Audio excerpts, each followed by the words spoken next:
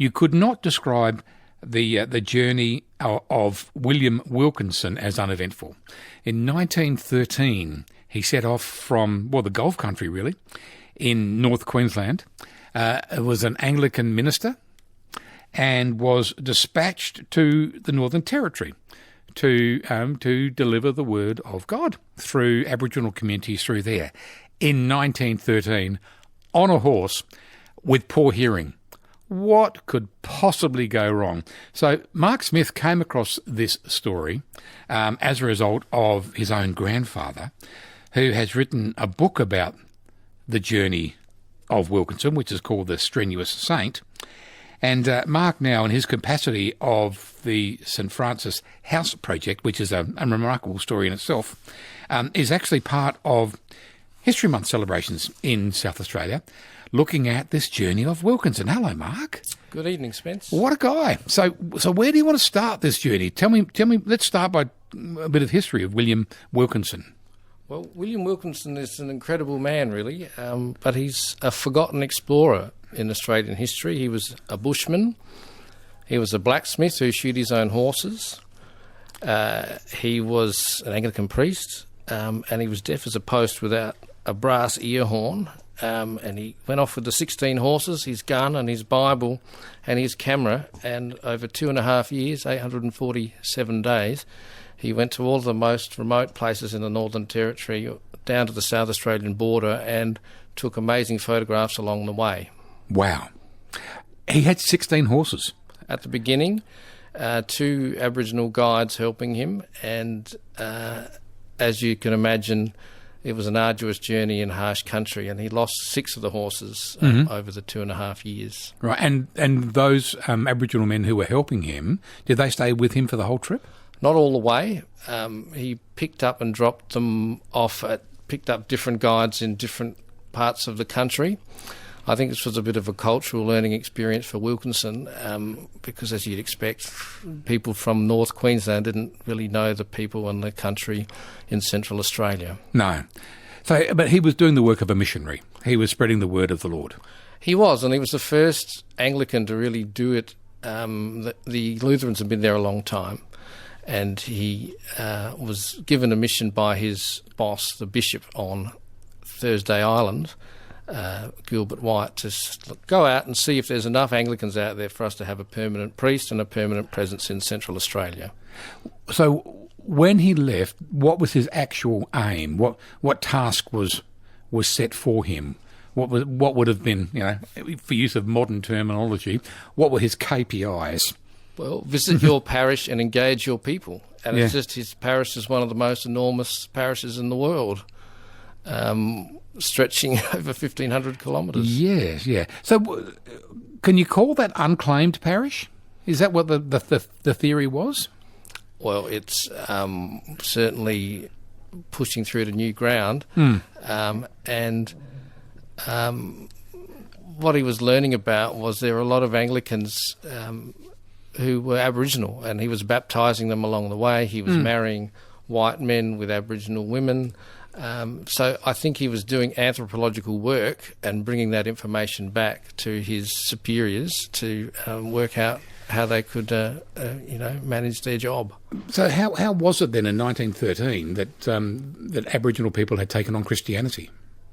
Well, the Lutherans have been there a long time, since the late 19th century, and probably the question that stood out to me when the Lutheran Archives asked me to do this presentation for History Month is, why do you want to talk about an Anglican? And it's because he went to Hermannsburg. And it's not just he went there for 5 days in September 1914, but it's because it was at the height of the breakout of World War I. And anti-German sentiment was, peaking. And there was this kind of, wariness of anyone speaking German. Internment was going on of people of German heritage, and there was this rumour that perhaps the Lutheran missions would be taken over by the Anglicans. So that was something I hadn't considered. Yeah. Now, you've brought in a lot of memorabilia. Now, where's that photograph that you showed me before? So this, there it is here. So this is from 1914, and this is a photograph. It's an amazing piece of history. This is a photograph from 1914 of 6 Aboriginal men in full regalia saluting the Union Jack. So what is going on here? Well, they're in traditional body paint, and they've been set up to salute the Union Jack as British subjects, and in a system that perhaps didn't recognise Aboriginal people in many other ways, certainly not until the 1967 referendum. So it's a symbolic photo, and it's probably a very sensitive photo for Aboriginal people. Yes, it would be. To look at, but I think it's important that it's captured, and this is part of the remarkable things that Wilkinson did. Was he always accepted when he arrived at a community that hadn't seen anyone like him previously? Well, I don't know that he was. It was a very, lonely life on the road where you just turn up at any old time at a station and knock on the door and say, hello, do you need any Christian services? But I mean, he did that at some amazing places like Elsie Station. I don't know if you remember the 1982 film We of the Never Never.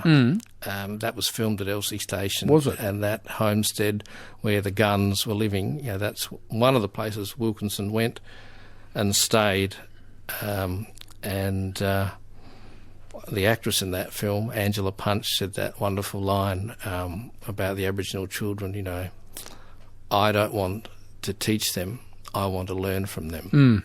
And I think Wilkinson did a lot of learning from Aboriginal people. One thing I found in the book is he learnt how to live off the land from Aboriginal people, because he got sick of eating damper and salt beef, so he learned where to get berries off certain trees and how to use a mulga stick to dig for yams, and he learnt that from the different Aboriginal people he encountered along the way. But by the same token, it is a pretty rough area to try and navigate, and there's treacherous things all over the place. There's venomous insects and snakes and aggressive animals and things like that. He lost a few horses to snake bites. Did he? And crocodiles would take horses when he was doing the river crossings, particularly on the coast there. So he'd have to time crossing the river at low tide. So he wouldn't lose too many horses. And he came across, Europeans were out there doing hunting of crocs to sell the skins. That was a business that he'd come across, and took some photos of this. And one place he went, there was a croc head on a stick, which he thought, is this a warning perhaps not to go here? Or, what's the meaning of that? So a lot of things he noted in his diaries. His diaries still exist? They do. That's what my grandfather based the book on. And his great photograph collection exists too, which is now in the hands of a private collector in Western Australia who I've spoken to and told about this presentation, and he's interested to see what I have to say. Okay. So there's a map. What's the origin of this map? This is from when? So that was drawn in 1947 to be included in the book by a man named T.T. Reid, who was another priest who later became the Bishop of Adelaide. And he shows there with the red line all of the places that Wilkinson went over the 2.5 years. And as you can see, Charlotte Waters is about as far south as he went, yes, which is almost the South Australian border. Yes. And he went to Darwin, but he was able to leave his horses at Pine Creek and get the train. But that's as far as the train went in 1913. And Thursday Island at the top there, which is where his office was, I suppose. Well, he started in Laura. Well, Laura was where he lived. Yes. But the diocese headquarters was Thursday Island. Oh, I see. And I can see the area where he would have come across a lot of crocs. Normanton, Burketown through there. He was certainly would, and then through Roper River through there, and then up getting past Katherine, and then into. So he made his way to Darwin initially, and then went south, or yes. He came back via. So he came back, obviously went to Tanami, And he came back via Camberwell, did he? And then back to home. And home via Hermannsburg, which is what we've called the talk for Thursday night. Yeah, home's now. So tell me about his time in Hermannsburg. Why is that so significant? Well, he met the Strelos and Frida and Karl, and as I mentioned, they were pretty nervous about the anti-German sentiment, and their 5 children were back in Germany. We're doing schooling, so they were probably thinking, the European theatre of war's breaking out. I hope our children are okay. But they found Wilkinson fascinating. Lois Zweck from the archives has found some of the records there, and some later letters in 1916 that Wilkinson sent, just a warning about this possible Anglican takeover of the missions. And I think he learned a lot about how missions were run with Aboriginal people and the use of teaching them in their own language, like in Aranda, teaching them the Bible. And this became the basis for the Anglicans setting up their own missions in the 1930s under my grandfather. Yeah. Well, I'd like to talk a bit about your grandfather if I can, because clearly, he played a big part in St Francis and in setting up St Francis House. Is that right? Yeah, he was the founder of St Francis House at Glanville Hall, there at Semaphore, which was John Hart's old mansion. He'd been sent in 1933 by the Bishop of Carpentaria to set up the Anglican Church, based on Wilkinson's research 20 years earlier, and he established a mission there with the children at the bungalow and the old telegraph station, where he got to know people like Hetty Perkins and her sons Charlie Perkins and Ernie Perkins. And as the children got older, it became clear they needed to get to a big city to get a proper education. And eventually he, with the permission of the mothers, brought 6 boys to Adelaide in 1945, initially to a house at Kensington Gardens, just near Holden Street, where Bradman used to live. And when they wanted to send more boys down, they needed a bigger place to stay, so they bought the old Glanville Hall, which became St Francis House. And this was the time when in 1947, he sat down to write this book, The Strenuous Saint, to raise money, because it was costing a lot of money to clothe and feed these boys, even with support from their mothers and support from the government. So he sold 1,000 copies of these. Of this book? Of this book, The Strenuous Saint. This one? He didn't have any personal financial benefit out of it. He put all the money back into his mission at St Francis. And obviously self-published as well, because it's quite rudimentary. It is. The way it's put together, isn't it? It is. Yeah. And it sold 1,000 copies. Yeah, it's not bad. So the young men that came down to be a part of St Francis, where had they come from? Initially, they were from the bungalow in Alice Springs, right? And he'd got to know them over 10 years. And then after the war, other groups of children were evacuated from places like Mulgoa in New South Wales, where John Moriarty was staying. He was removed from his mother at age 4 and then ended up at St Francis in 1948. And John, of course, went on to play soccer for Australia and design the Aboriginal art on Qantas planes, and was one of the early uni graduates, along with Charlie Perkins, who were really part of that group of trailblazers that led the civil rights movement of the 1960s. Which, going back to the photo of 1914, when Aborigines basically had no rights, to 1967. This is so much to this story. I'm just not quite sure where to take it. Yeah. I know. So let's get back to Wilkinson, just if we can, because this was a 847-day excursion. It's a long time. Let's put it that way. It's 840 through the top end and through the Red Centre in 1913, and with a dwindling number of horses. What do we know about his physical and mental health when he got back to Laura in Queensland? Well, I think he was pretty physically diminished. He found that the camels would spook his horses, and one day one of his own horses kicked him and kind of just about broke his arm and mangled up his hand, and he had to rest for 2 weeks. And instead of being the medicine man treating stockmen and miners along the way, some of the men who worked on the telegraph line treated him for 2 weeks. so that he could walk again and go back home. So pretty arduous, but and pretty lonely work. And he died in 1935. So he lived just long enough to see that in 1933 someone had taken up his idea to set up the church permanently in Alice Springs. 19 years, it's a long time. But he wrote the letter to Bishop White calling for a permanent priest when he was in Alice Springs in 1914 with the war breaking out. And obviously this all meant something to my grandfather and inspired him to take up the priesthood. Both of them were Queenslanders, both from Brisbane, and both worked with Aboriginal communities in remote areas and really tried to do good things to help Aboriginal people. It's a remarkable story. And it's one that'll be told when. When is the opportunity for someone to come along and have a listen to the story in more detail? Thursday night this week, 21st of May, 7:30 at the Immanuel Lutheran Church on Archer Street at North Adelaide. I'll be talking more about Wilkinson.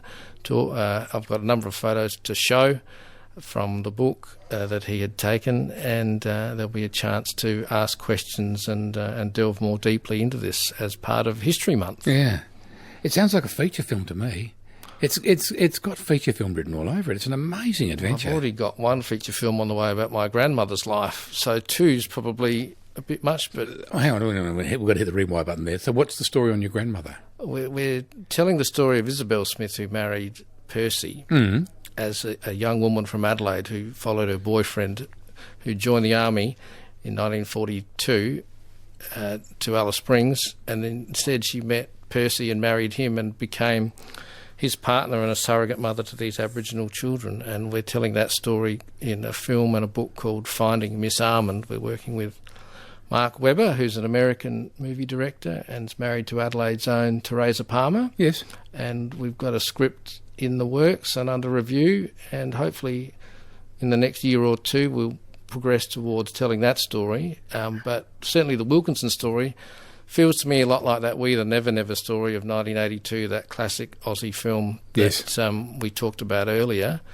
Because I miss those type of films, and I know a lot of people do. So I'm doing my best to share these stories, and I really appreciate the opportunity to talk with people like you, Spence, and your audience to get it out there, because I've had a lot of positive response in the last year or two since looking at all of this. I'm sure you have. It's a story that's new to me.